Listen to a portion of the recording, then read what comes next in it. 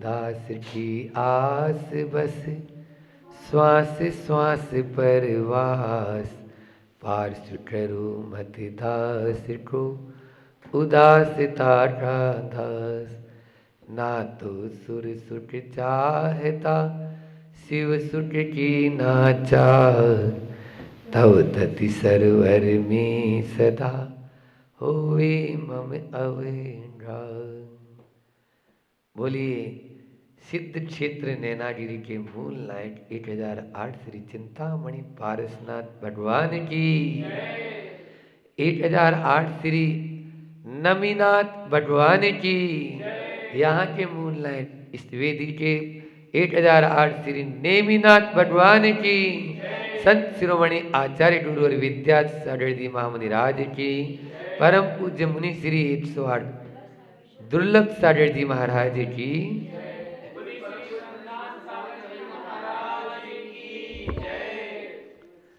आज हमने अभी एक जय एक्स्ट्रा बोली, आप लोगों को मालूम चला होगा। क्यों बोली ये भी मालूम होगा कि आज प्रातःकाल की बेला में हम सब ने नमीनाथ जो 21वें तीर्थंकर हैं उनका मोक्ष कल्याणक मोक्ष भूमि में मनाया। इस पावन धरा पर जिस धरा से वरदत्ता आदि पंच ऋषि राजों ने अपने उस निजत्व को प्राप्त कर लिया, जिसकी सबको चाह होती है, जिसके लिए सब कुछ छोड़ने के लिए व्यक्ति तैयार है और तभी वह मिल भी पाता है। सब छोड़ देंगे तभी वह मुक्ति अवस्था प्राप्त हो पाती है। ऐसे उन वरदत्त आदि ऋषि राजों की इस पावन धरा पर आज 21वें तीर्थंकर नमीनाथ भगवान का मोक्ष कल्याणक मनाने का सुअवसर प्राप्त हुआ। ज़्यादा बात नहीं करेंगे, लेकिन इतनी बात जरूर करेंगे कि नैनागिरी आने के लिए हमें बहुत पुरुषार्थ की आवश्यकता पड़ी। हाँ, परीक्षा देने के लिए हम भी तैयार थे दोनों कि जितनी परीक्षा लेनी हो ले लो, बाबा के दर्शन के लिए तो जरूर आएंगे। और इसीलिए विलंब भी हुआ। आचार्य श्री जी का आशीर्वाद जिसके सर पर हो तो निश्चित रूप से उसकी यात्रा तो हमेशा अच्छी होती ही होती है। हम जब वहाँ कुंडलपुर से चले थे तो नैनागिरी और द्रोणगिरी इन दोनों क्षेत्रों का नामोल्लेख करते हुए कि आसपास में जो और अतिशय क्षेत्र और सिद्ध क्षेत्र हैं उनकी वंदना का भाव है। लेकिन न जाने क्यों बीच बीच में नैनागिरी का नाम आते ही फिर टल जाए, और टलते टलते टलते टलते हम भी कोई बात नहीं और बीच बीच में जो क्षेत्र थे उनकी वंदना करते रहे। लेकिन आज जब खटोरा में रुके थे और वहां से जब विहार किया तो सामने से 2 वृषभ बैल आए। तब लगा कि पारसनाथ भगवान की यह यात्रा हम लोगों के लिए बहुत ही मंगलकारी और बहुत ही आनंदकारी सिद्ध होगी। और देखो और सुनो, वहां से जब और आगे चले तो 6 हिरण छलांग मारते हुए बहुत ऊंची छलांगे भरते हुए जंगल के रास्ते से हम लोग आए थे। सामने सामने से बाएं से दाएं और चले गए और बिल्कुल सामने आगे ही आके बिल्कुल हमारे आगे से तब मूक माटी की आचार्य श्री जी की वो पंक्तियां बिल्कुल स्मरण में आ गई कि बाएं हिरण दाएं जाए और सारे काम अपना आप ही अच्छे से अच्छे हो जाए। ऐसी भावना के साथ में वह हिरण उछलते हुए जा रहे हैं। वो भी यात्रा का एक मंगलमय सूचक था। इस नैनागिरी सिद्ध क्षेत्र में जहां पर हमारे गुरु जी ने 1 नहीं 2 नहीं 3 चातुर्मास करने का सौभाग्य प्राप्त किया है। बंधुओं, आपके 1978 में जब बुंदेलखंड की ओर आए थे तो पहला इधर चातुर्मास इस तरफ शुरुआत के जो चातुर्मास थे वो 1978 का चातुर्मास किया, खूब साधना करते थे और लगातार फिर 1981 और 1982 में भी चातुर्मास हुआ। उसी के साथ में 1987 में प्रथम आर्य का दीक्षा का सौभाग्य भी इसी पावन धरा पर आचार्य श्री जी ने दिया था। जब गुरुमती, दृढ़मती, ऋजुमती आदि जो तपोमती आदि जो बड़ी बड़ी आरिकाएं आज जो संघ का संचालन कर रही हैं, उन आरिकाओं की दीक्षा इसी पावन धरा पर सर्वप्रथम दीक्षा आचार्य श्री जी ने आरिका दीक्षा इसी नैनागिरी सिद्ध क्षेत्र पर दी थी। निश्चित रूप से यह पावन धरा आज ही अपन ने कि समव शरण पार्श्व जिनन रेशंदी गिरी नैनानंद, जो नैनों को आनंद कर दे। बंधुओं, 3 शब्द हैं। एक है सत। सत हर द्रव्य का लक्षण है, ठीक है ना।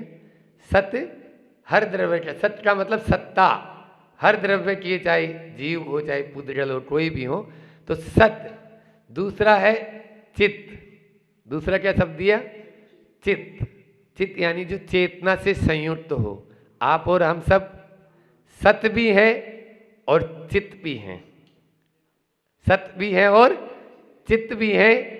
लेकिन जो प्रभु हैं, जिन्होंने आज निर्वाण को प्राप्त किया है, या जिस पावन धरा पर अपन बैठे हैं ऐसे पारसनाथ भगवान, उनके पास में सत चित्त के साथ में एक चीज और थी, जो भी आप लोगों ने इस निर्वाण कांड में पढ़ी ना, वो है आनंद। अपन सत और चित्त हैं और वो आनंद के साथ में है, इसलिए सच्चिदानंद कहलाते हैं, सच्चिदानंद कहलाते हैं। ये सच्चिदानंद का है नहीं, अभी आनंद नैनानंद आया ना, तुरंत याद आया कि समवस्त्रीण श्री पार्श्व जिनन, यहाँ पर समोसरण भी भगवान पारसनाथ का आया। और यहाँ जो है वरदत्तादि आदि जो मुनि महाराज यहाँ से मोक्ष को भी प्राप्त किए। ऐसी यहाँ के बहुत संस्मरण प्रतिदिन खूब सुनाएंगे। नैनागिरी के बहुत संस्मरण है आचार्य श्री जी के मुझ से भी, और प्रमाण सागर जी के मुझ से भी खूब सुना है। देखो, एक तो मुझे अभी याद आया कि प्रमाण सागर जी महाराज जब क्षुल्लक अवस्था में थे, तो यहाँ पर यही जल मंदिर जो आपका है, इसमें बैठकर वो सामायिक कर रहे थे। यहाँ बाहर में बैठे थे थैला धूप में। अब उसी समय पानी था, आज तो सूखा है ये जल मंदिर, उस समय खूब पानी था। तो पानी भरा हुआ था, उस पानी में से एक सर्प आया, एक सर्प आया, और उस सर्प ने एक मेंढक को दबोच लिया। सर्प आया पनिया, उसने मेंढक को दबोच लिया, और वो मेंढक जो था, वो मेंढक एक मछली, छोटी मछली जो होती है कीड़े टाइप, उसकी ओर लपट रहा है और उसको खाने के लिए लालायित हो रहा है। हर संसारी प्राणी की यही हालत है। उसके पीछे मृत्यु है, उसको नहीं देख रहा, लेकिन सामने जो आसक्ति है, जिसको वह ग्रहण करना चाह रहा है, जिसके चंगुल में वह फंसा हुआ है, उसको लेना चाह रहा है। ये नहीं जान रहा है कि काल सिर पर सवार है। यदि इस चीज को हम समझ जाएंगे तो निश्चित रूप से अपने जीवन को सफल बना लेंगे। लेकिन ये चीज बात हम समझ में नहीं आ रहे हैं। आज भगवान नमीनाथ भगवान जो 21वें तीर्थंकर है, उनका अपन ने बहुत ही भक्ति भाव के साथ में जो मोक्ष कल्याण बनाया, उसके बारे में 4 बातें अपन करते हैं। 4 शब्द हैं: जानो, मानो, जानो, मानो, ध्याओ और पाओ। जानो, मानो, ध्याओ और पाओ, हमारा यह है निर्वाण। और एक संयोग और है, अभी यहाँ सिद्ध चक्र विधान तो होना ही है कल से, तो परसों कुंतुनाथ भगवान के 3 कल्याणक पढ़ रहे हैं, और 7 तारीख को यानी मोक्ष कल्याणक भी है कुंतुनाथ भगवान का, और 7 तारीख को फिर पदम प्रभु भगवान का मोक्ष कल्याणक है। मतलब मोक्ष भूमि में मोक्ष कल्याणक मनाने का यह बहुत ही बड़ा अवसर अपन सबके साथ में आया है। इस महीने में 3 नहीं, और आने वाले फिर चतुर्दशी 1 महीने बाद में फिर शांतिनाथ भगवान का भी मोक्ष कल्याणक आने वाला है। तो मैं बोल रहा था कि जानो, सबसे पहले अपन को जानना आवश्यक है। बिन जानते दोष गुणन के कैसे तजिए गहिए। जब तक आप पाप के बारे में जानेंगे नहीं तो छोड़ेंगे कैसे?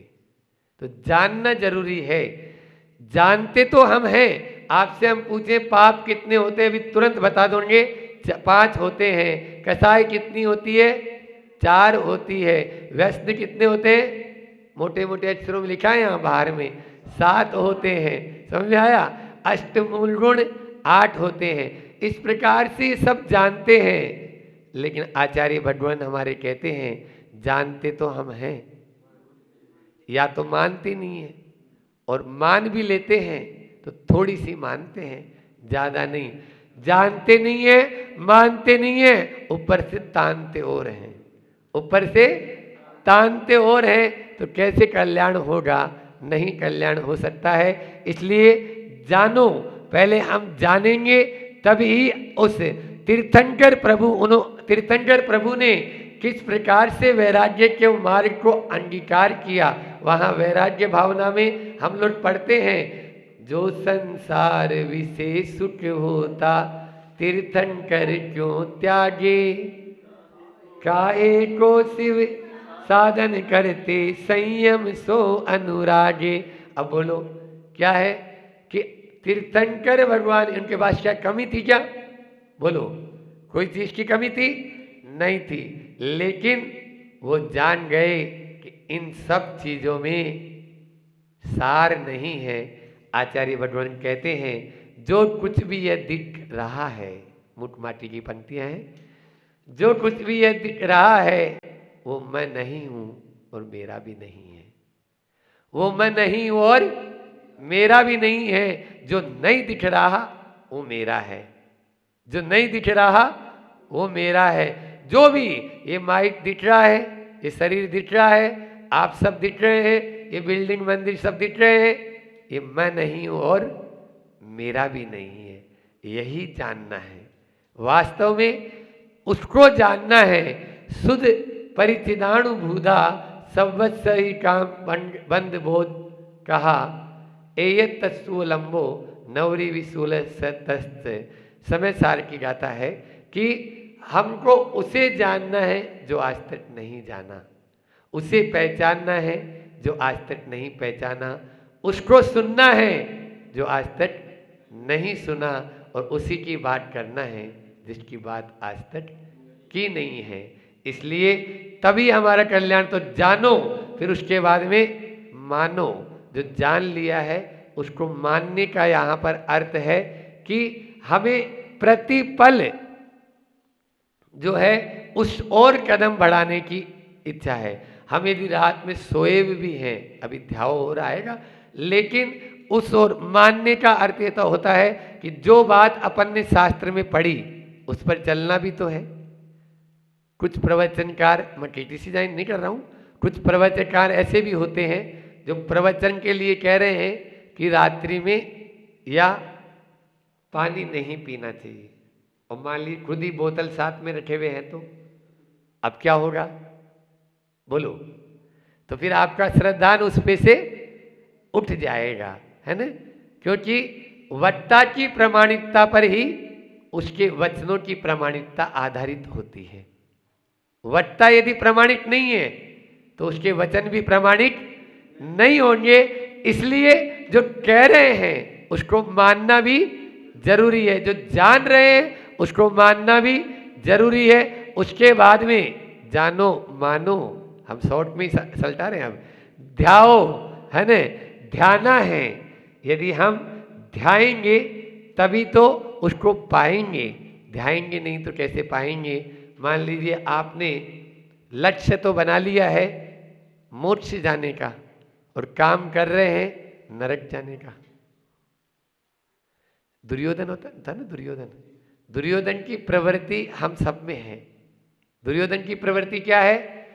जानामि धर्मम न च प्रवृत्ति, और जानामि अधर्मम न च निर्वृत्ति।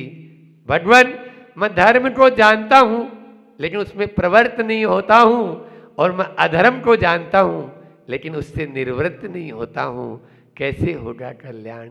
नहीं हो सकता। इसलिए ध्याना है, बार बार ध्याना का मतलब यहाँ अभी जो अपन पढ़ रहे थे भाव, आप लोगों को पढ़ा रहा था भाव, तो भावना भाना है, और प्रतिपल यदि भावना भाएंगे ध्याएंगे तो निश्चित रूप से वो हमारे सामने आ जाएगा। आज के लोग इसी को लॉ ऑफ अट्रैक्शन कहते हैं और आपसे पैसा ऐंठ लेते हैं। इसी को एक शिविर लगाकर आपको प्रेक्षा ध्यान जिसको कहते हैं, एक ही एक चीज को बार बार उसकी ओर आपका रुझान करते हैं तो वो आपको जरूर प्राप्त हो जाएगी। आपको यदि मान लीजिए 5 लाख रुपए चाहिए तो आप जहां आते जाते हो वहां 5 लाख का नोट बना दो, छत पे 5 लाख का सोते हो तो छत पे 5 लाख का नोट चिपका दो, आप इधर उधर जहां भी जाते हो 5 लाख का लिख दो, तो आपको निश्चित रूप से वो प्राप्त होगी। द सीक्रेट एक मूवी है, देख लेना, या एक पुस्तक है, पढ़ लेना, उसमें यही है व्हाट डू यू वांट, आप क्या चाहते हो, जो चाहते हो वो आपको मिलेगा, यही ध्याओ। इसलिए मोक्ष को ध्याना है या मोक्ष को पाना है तो उसको ध्याना भी जरूरी है। और उसके बाद में अंतिम मैंने बताया ध्याएंगे तो पाएंगे, है ना। तो पहला था जानो तो मानो, और मानेंगे तो ध्याओ, और ध्याओ तो पाएंगे। इस प्रकार से यह 4 बातें अपन ने की। आचार्य श्री जी का एक यहाँ पर नैना गिरी का ही एक उनका भी सुना देते। यहाँ पर बड़े बड़े उस समय डाकू भी थे, हाँ आप लोगों ने सुना होगा, और वो लोग भी आत्मसमर्पण कर देते थे, क्योंकि आचार्य श्री जी के जिससे हमने ब्रह्मचारी राकेश भैया के मुझ से सुना था कि इसी नैनागिर में राकेश भैया जी जो है हर कोई मुनि महाराज जी को नमोस्तु वगैरह पहले नहीं करते थे, लेकिन आचार्य श्री जी को जब देखा और ध्यान में खड़े थे, और ध्यान में यही नैना जी की बात है, और बड़े बड़े मच्छर डांस जिसको बोलते हैं, पूरी पीठ के ऊपर पूरे डांस चिपके हुए हैं और ब्लड रक्त की धार बह रही है, और ऐसा ही नहीं बहती बहती पूरे पीछे से पांव के माध्यम से नीचे जमीन तक बह रही है। ये गुरु जी का दृश्य जब उन्होंने देखा तब उनको लगा सच्चे संत तो ऐसे ही संत होते हैं। और उन्होंने आज भी गुरु जी के मतलब शुरुआत से वो जुड़े हुए हैं बहुत अच्छे से। तो इस प्रकार से उनके यहाँ नैना जी के बहुत संस्मरण है, बहुत सारे संस्मरण है, लेकिन एक एक करके अपन धीरे धीरे हमारे महाराज जी भी रोज संस्मरण सुनाते हैं। तो इस प्रकार से नैना जी के आचार्य श्री जी की जो साधना, वो एक शुरुआती साधना, और ऐसी साधना जब उस समय संघ में जो शिष्य थे वो सारे के शिष्य मिलिट्री की तरह तैयार आचार्य श्री किए हैं, क्योंकि हम तो पोते वाला है, जैसे होता है ना ब्याज से क्या बोलते, मूल से सूत प्यारा होता है। तो ऐसे जो प्रमाण सारे जी, समाज सारे जी, सुधा सारे जी, ये जो पीढ़ी थी, इनको ठोक पीन के आचार्य सिंह तैयार किया, और हम लोगों पे तो बहुत ही स्नेह प्यार खूब बरसा है, लुटाया है। तो दादा और पोते की जोड़ी जैसी थी वैसी जोड़ी रही है, लेकिन फिर भी गुरुजी हर शिष्य को ऐसी ही साधना करने के लिए प्रेरित करते हैं। हाँ, सुधा साई महाराज जी की क्षुल्लक दीक्षा स्थली भी आज बताए थे, नहीं मुनि दीक्षा ईस्त्री में हुई थी 1984 में। चलो समय अपना सा पूरा हो चुका है, इतना ही रखते हैं। बोलिए अहिंसा परमो धर्म की। आचार्य गुरुवर विद्यासागर जी मामूली राज। ये राख शब्द कह रहा था, पहला शब्द था गिनती, गिनती मत करो उपकारों की। अब तीसरा शब्द हमने कहा क्या, क्या रखा है। कभी आपने पूछा, कभी अपने आप से पूछा आपने कि मैंने मेरे जीवन में कितना रख रखा है, कितना परिग्रह बांध के रख रखा है। पहले गिनती मैंने मना कर दिया गिनती मत करना, अब मैं कह रहा हूं गिनती करो, गिनती करो। गिरार वालों गिनती करो। किसकी गिनती करो? ये जो तुम्हारे पास है, क्या है तुम्हारे पास, जो कपड़े हैं, मकान हैं, धन है, पैसा है, उनकी गिनती करो। जितना रखा है उसकी गिनती करते चलो। अगर जो रखा है उसकी गिनती करोगे तो ये मान के चलना कि बन जाओगे, नहीं तो बहुत अपार है वो। अपार, जितना आप पास अपार रहेगा उतना आप नीचे चलते चले जाओगे। बहुत अच्छी बात बोलता हूँ, रखो, ध्यान से सुनना इस बात को। आज का पूरा गिरार पर चिंतन किया है, पूरा बैठ के आपके आदिनाथ भगवान के सामने 1-1.5 घंटा पूरा इसी पे चिंतन चला हमारा। तो बहुत अच्छी बात बोल रहा हूं, रखो पर जितना चख सको उतना रखो, रखो पर जितना चख सको उतना रखो। अरे जब चख ही नहीं पाओगे तो काय को रख रहे हो? कितने जोड़ी कपड़े चाहिए? 10, 12, 15, 20, मान तो लो सीमा। कितने मकान चाहिए? अरे चखना तो कितना है? 3 फीट 2.5 बाय 3 चखोगे ना? इससे ज्यादा चखोगे कि नहीं? पूरे मकान को चख लोगे, पूरे मकान में रह लोगे। चखने से तात्पर्य ये, जितना आप यूज कर सको उतना अपने कब्जे में रखो, बाकी को छोड़ दो तो उसमें कल्याण होगा। तो अब जितना मान लो 10 जोड़ कपड़े, 15 जोड़ कपड़े, उतने ही चख पाओगे, उतने ही पहन पाओगे आप, और क्या पहन पाओगे? अरे 1 जोड़ खराब भी हो गए, 2 जोड़ 3 जोड़, लेकिन नहीं, हमारी तो गिनती नहीं है, गिनती नहीं है। क्यों? सेठी जी आए खाते गांव से, गिनती है कि नहीं कछु? नहीं है महाराज, मारवाड़ी आदमी की काय की गिनती? मारवाड़ी पास तो अपार है महाराज। तो गिनती करो सेठी जी, गिनती करोगे तो बहुत अच्छी बात है। अपने कपड़ों की गिनती कर लो, अपने धन की गिनती कर लो, अपने और भी जो चीज़ें हैं अपने जो दैनिक यूज़ में मतलब जो आती है उनकी गिनती रखो। गिनती करोगे तो अपार पाप से बच जाओगे। नहीं तो ध्यान रखना, जो रखा है वो तो बांधा है, बंधाएगा ही बंधाएगा, और उल्टा पाप बढ़ता चले जाएगा। तो इस शब्द को याद रखना, रखो पर जितना चख सको उतना रखो। चखने से मतलब जितना यूज कर सकते हो, जितना आपको लगता है उतने पर अपना अधिकार रखो। जिसने, बहुत अच्छी बात और सुनना ध्यान से, जिसने संसार में अपार रखा है वही संसार में रुखा है। जिसने संसार में अपार धन संपदा को रख रखा है वही संसार में रुखा है। उसका कारण ही यही है। वो जो रुखा है, क्यों रुखा है? वो इसीलिए रुखा है क्योंकि उसने अपार संपदा को रख रखा है, इसलिए वो आज तक संसार में भटक रहा है। अगर आप चाहते हो रुकना नहीं, तो अगर अपने आप को बढ़ाना चाहते हो आगे, तो अपने आप को बढ़ाना चाहते हो तो अपने संसार की बांध लो, धन की संपदा की सीमाएं बांध लो। सीमा बांध लोगे तो बहुत अच्छा है। और जो रखा है वही रुकावट है, जो रखा है वही रुकावट है। आपको वही रोके रखिए, जो रखा है वही रुकावट है बंधुओं, उसी के कारण आप रुके हो। क्योंकि एक बात ध्यान रखना, आप जितना वजनदार बनोगे उतना आप क्या होगे? निश्चित तौर से हमारे ठेकेदार साहब बोल रहे हैं नीचे जाओगे, नीचे चलते चले जाओगे। क्योंकि वजन जितना आप हल्का होगे ऊपर उठते चले जाओगे। फिर क्यों रखे हो आप? बताओ क्यों रख रहे हो? रखना ही है तो मैं आपसे बोलूं क्या रखो? रखना है महाराज जी, रखना है, रखो। अभी मैंने कहा कुछ मत रखो, मैं कह रहा हूं रखो। अपने पास रखना है तो त्याग के भाव रखो, अपने पास रखना है तप के भाव रखो, अपने पास रखना है तो नियम के भाव रखो, सेवा के भाव रखो, अरे दूसरों के प्रति अच्छा करने के भाव रखो। इनको रखो, रखना है तो इनको रखोगे तो तुम्हारा कल्याण होगा। बाकी चीज को रखने से कोई मतलब नहीं, वो तो साथ जाएगी नहीं। ये चीज साथ जाएगी, तुम्हारा अच्छा किया साथ जाएगा, बाकी रखा रखा रह जाएगा। पर जो तुमने दूसरों के लिए भला किया वो तुम्हारे साथ जाएगा, वो रखा नहीं रहेगा, वो रखा नहीं रहेगा, वो तो खरा है, खरा। जो संपदा है वो रखी रह जाएगी, और जो दूसरों के लिए तुमने किया है वो खरा है, वो तुम्हारे साथ जाएगा। इस बात को निश्चित मान के चलना। तो यही मैं बोल रहा हूं, जो जितना भारी होता है उसकी यात्रा अदो उतनी नीचे होती चली जाती है। आपकी यात्रा ऊंची हो, ऊपर हो, और वो ऊपर आपकी यात्रा तब होगी जब आप अपने पास अपनी खुद के स्वयं के परिग्रह उसको अगर हम शास्त्रीय भाषा में कहते हैं तो परिग्रह परिमाण व्रत। क्या बोलते हैं? परिग्रह परिमाण व्रत। हम मान लें अपना परिग्रह परिमाण व्रत, यहाँ इतना इतना हम रखेंगे, इससे ज़्यादा नहीं रखेंगे, और हुआ तो दे देंगे। भाई क्या, चलो एक काम करो, 40 साड़ी रख लो, 41 भी होगी तो दान कर देंगे। चिंता तो करो, दुनिया के पास तो पहनने को नहीं है, पहनने को नहीं है, 40 रख लो, और क्या, कितना लोभ करोगे? 40 कर लो, कितने करना है बोलो? 25 जोड़ी को लाए, बहुत अच्छी बात है, कम करो। एक बात ध्यान रखना, आचार्य श्री बोलते हैं एक क्लास में पढ़ने वालों फेल, लयो है, अब लयो छोड़ो, आगे बढ़ो।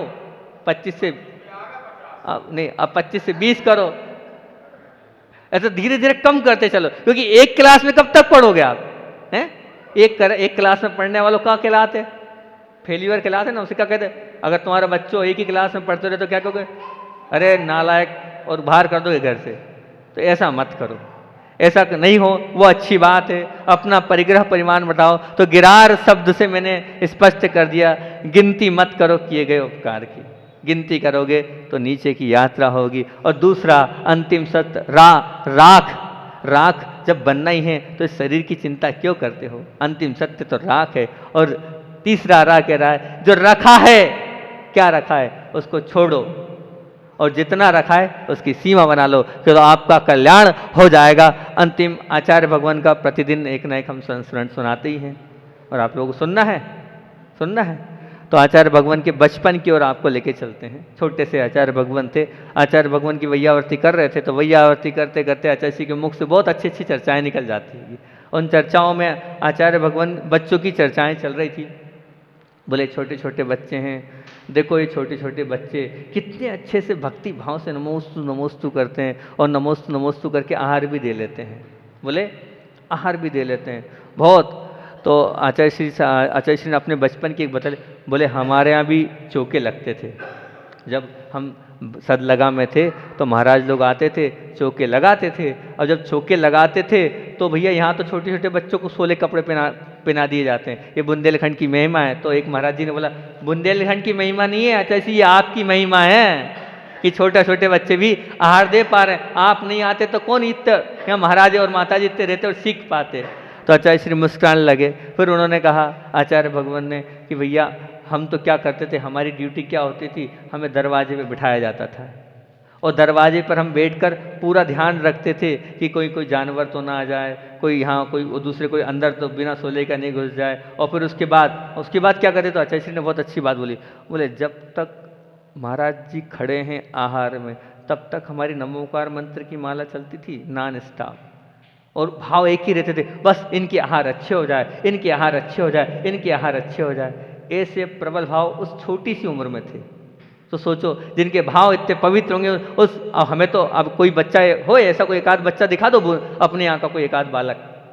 मैंने तो मेरे जीवन में नहीं किया, मैं अपनी कहता हूँ, मैंने तो नहीं किया कभी ऐसा कि छोटी अवस्था में वहाँ पर बाहर बैठकर दरवाजे के ऊपर और ये भाव से माला फेरी हो, नमोकार मंत्र फेराओ कि उन महाराज जी अरे बड़े नहीं कर रहे हैं, छोटे क्या कर रहे हैं। तब जब ऐसे बचपन से ऐसे भाव होते हैं तब जाके ऐसे महान पुरुष बनते। ऐसे हमारे भगवान आचार्य भगवान विद्यासागर जी महामुनि राज की बहुत अच्छी बात है। एक बहुत अच्छी बात से शुरुआत करते हैं। गुरूर किस बात का करें, गुरूर किस बात का करें, जिंदगी में मेरे मरने के बाद, जिंदगी में मेरे मरने के बाद मेरे अपने भी छूने के बाद हाथ धोएंगे और नहाएंगे, फिर गुरूर हम किस बात का करें। तो ये बराइठा वालों गुरूर छोड़ो और गुरु की उपासना करोगे, उसी में आपकी इस मनुष्य पर्याय की सार्थकता है। अभी पिछले कई दिनों से एक श्रृंखला चल रही है, हम जिस नगर में पहुंचते हैं उस नगर की व्याख्या करते हैं और उसी व्याख्या से कुछ न कुछ आप लोगों को समझाने का, बताने का और आपके जीवन को परिवर्तित करने का एक मार्गदर्शन देते आ रहे हैं। छोटे छोटे गांवों से होते हुए आ रहे हैं और आपके बराइठा में हम आए हैं। तो बराइठा जो गांव है वो आपको क्या सिखा रहा है, वो आपको क्या बता रहा है, वो आप आज ध्यान से सुनना और अपने इस नगर की ये जो व्याख्या है उसे मानना भी, सुनना ही नहीं उसे मानना भी कि महाराज जी ने क्या बताया था बराइठा गांव के विषय में, बराइठा के विषय में।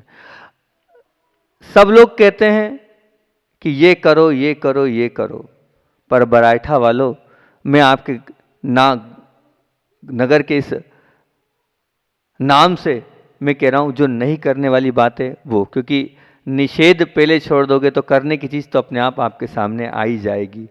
तो 4 अक्षर है आपके गांव में, ब रा य था।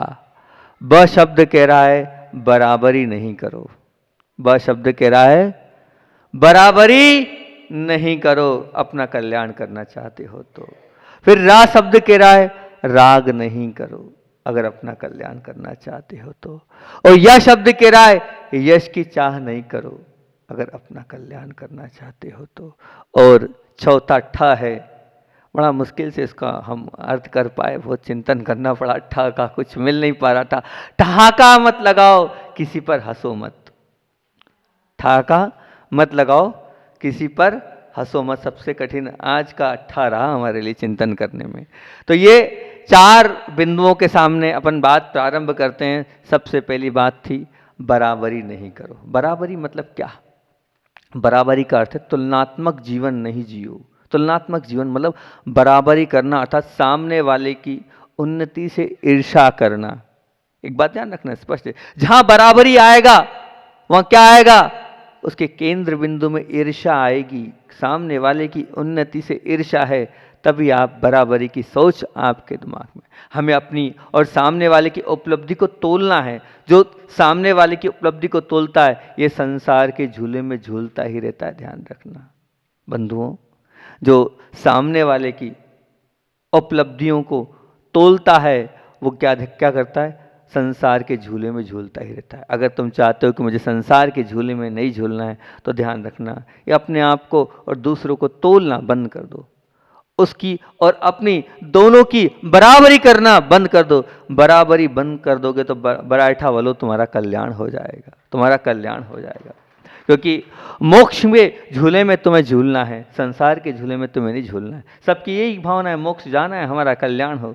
तो मोक्ष के झूले में वो जलता है जो किसी के धन को देखकर, किसी के धन को देखकर उतना धन मेरे पास भी आए, ये अगर भाव तुम्हारे अंदर नहीं है तो ये मान के चलना तुम मोक्ष के झूले में बैठ चुके हो, उसकी सवारी कर रहे हो। बस उस सामने वाले के धन को देखकर आपके मन में ये नहीं आना चाहिए कि उसके बराबर मेरे पास भी धन हो जाए, उसके जैसा मकान मेरा भी हो जाए।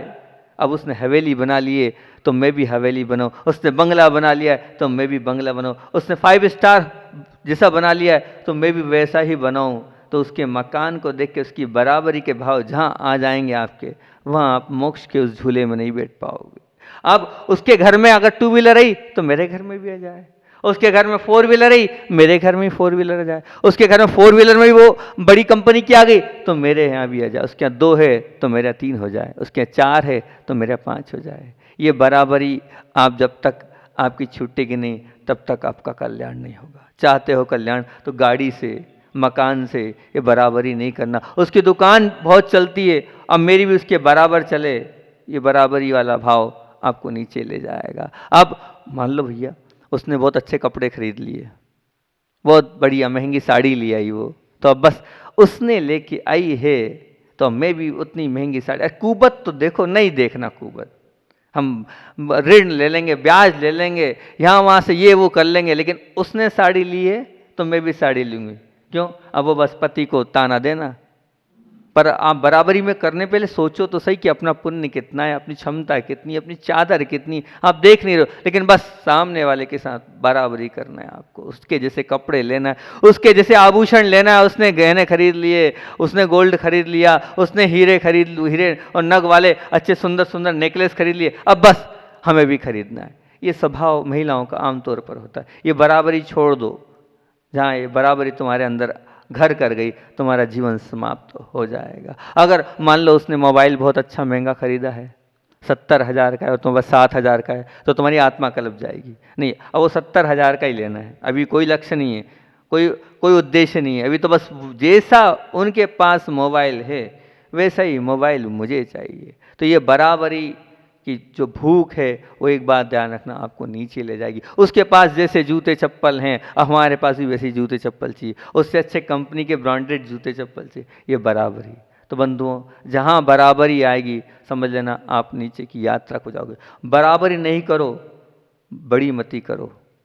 क्या बोल रहा हूँ? बराबरी नहीं करो, बड़ी मती करो। बड़ी मती करने वाला किसी से तुलना नहीं करता है, किसी के साथ अपना और उसके साथ वो तोलता नहीं अपने आप को। बराबरी करोगे तो बराबर तुम्हें पाप का संग्रह होता चला जाएगा। बराबरी करोगे तो बराबर तुम्हें पाप का संग्रह होता चला जाएगा। अगर तुम बराबर पाप से बचना चाहते हो तो बराबरी करना बंद कर दो, तुम्हारा कल्याण हो जाएगा। बराबर करना है महाराज, नहीं फिर भी बराबरी करना है तो मैं कह रहा हूँ करो, कोई बात नहीं, करो। बराबरी करना है तो इस युग के चलते फिरते भगवान हैं, जिनको तीर्थ के रूप में कहा आचार्य भगवान विद्यासागर जी महामुनिराज, उनकी बराबरी करो, कर सकते हो तो छूट दी बराबरी करने की, करो उनके जैसा तप, करो उनके जैसा त्याग, करो उनकी जैसी साधना, उनकी बराबरी करो, करना ही बराबरी है तो। लेकिन अपने सधर्मी के साथ जो बराबरी आप कर रहे हो, वो भी पैसे से, धन से, दुकान से, कपड़े से, मोबाइल से, आभूषण से, इन सब चीज़ों से बराबरी नहीं करो भैया, बिल्कुल नहीं करो। ये एक पक्ष बराबरी का है, दूसरा पक्ष एक और बराबरी का रखता हूँ। आपके मान लो 2 बच्चे हैं, 3 बच्चे हैं, 4 बच्चे हैं, उनमें भी कभी आप ये बात मत देखो कि ये बच्चा अच्छा है और ये बच्चा ऐसा है, नहीं, ये भी बहुत गलत तरीका है आपका। अपना अपना पुण्य, उसका क्षोभ है, उसका तेज दिमाग है तो वो पढ़ने में अच्छा है, और अगर वो पढ़ने में अच्छा नहीं है तो तुलना मत करो, बराबरी मत करो, क्योंकि आपने तो दोनों आप ही के बेटे हैं ना। अब वो दोनों आप ही की संतान है ना, दोनों आप ही की पुत्रियां हैं ना, पर उनमें आपस में आप बराबरी मत करो कि ये नहीं कर पाता, ये नहीं कर।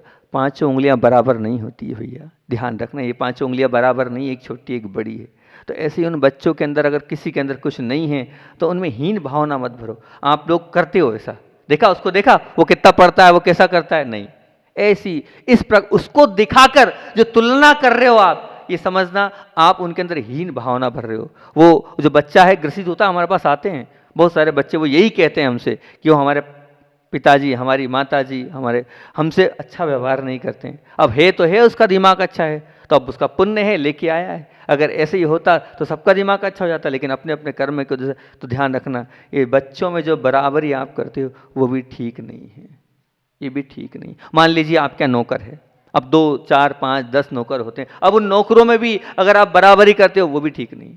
अरे ठीक है, वो ज़्यादा काम कर लेता है, उसके पास बल है, उस बल से वो कार्य कर लेता है, ये उसका पुण्य है। लेकिन आप उनमें नौकरों में जो तुलना करते हो तो वो जो दूसरा नौकर है वो अपने आप को हतोत्साहित महसूस करता है कि मैं नहीं कर पा रहा हूँ, मैं नहीं आगे बढ़ पा रहा हूँ। तो ध्यान रखना, उनमें भी अपने को कभी बराबरी का इस प्रकार से कार्य नहीं करना चाहिए। और तो और, अब मान लीजिए आपके यहाँ आपकी बहुएं हैं, 3 बहू हो, 4 बहू हो, 5 बहू, अब उसमें आप तुलना करते हो, देखो वो ऐसी है, वो बहुत अच्छी है और ये ऐसी है। अब बस दरार चालू, जहां आपने बराबरी करी वहां टुकड़े चालू हो जाएंगे। टुकड़े का कारण यही है और कोई कारण नहीं है।